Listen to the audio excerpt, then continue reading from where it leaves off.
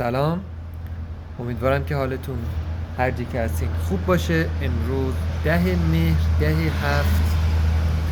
لحظه حساسی در منطقه غرب آسیاست. پیچیدگی که زندگی تک تک افرادی که توی این مرز و بوم زندگی میکنند رو در بر گرفته. پیچیدگی در ابعاد مختلف زندگی ما، از فردی تا اجتماعی، منطقه و جهانی تأثیر گذاره. تأثیر گذاریش رو حتی توی زندگی فردی ما قرار میده. ولی داشتم به این مسئله فکر میکردم که ما چجور میتونیم این پیچیدگی رو کم کنیم.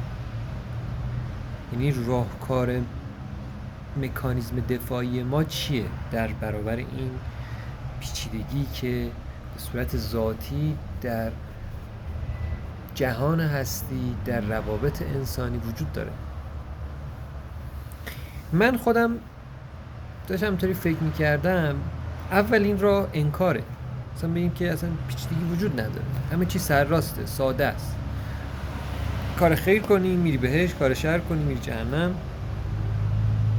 خوبی کنی فلانه، بدی کنی بیزاره و اینطوری خودتو قانع میکنی و میبینی که همچین مسئله‌ای توی دنیا همچین جا نیفتاده و زیاد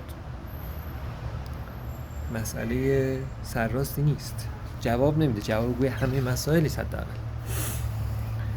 یا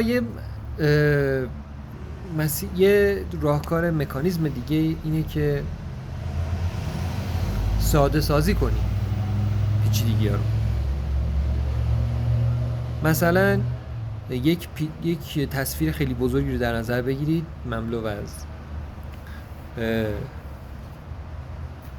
نقوش بسیاری هستش و شروع میکنید که مثلا اون مربع کلی این قاب ببینید، نه تمام اجزای این مسئله.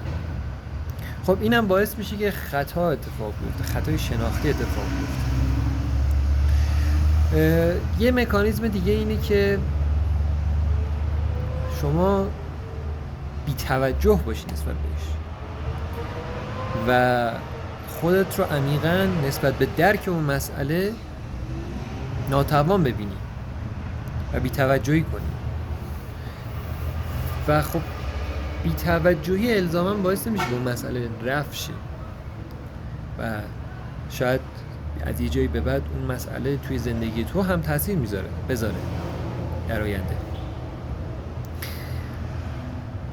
به نظر من راهکاری که به نظر من اومد اون اینه که این پیچیدگی رو ما باید بریم تو دلش و حرکت کنیم، قدم برداریم به سمتش، باش مواجه بشیم.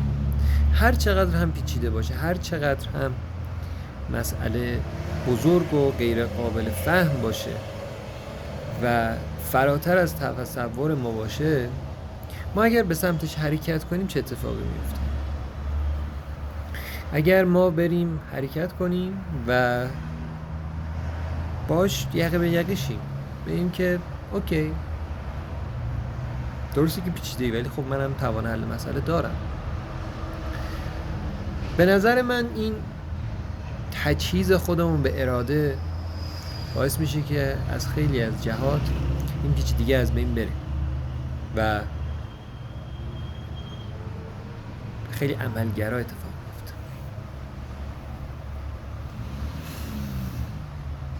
بعد عرضم به حضورتون که مسئله بعدی اینی که ما باید خودمون رو تجهیز کنیم به علم.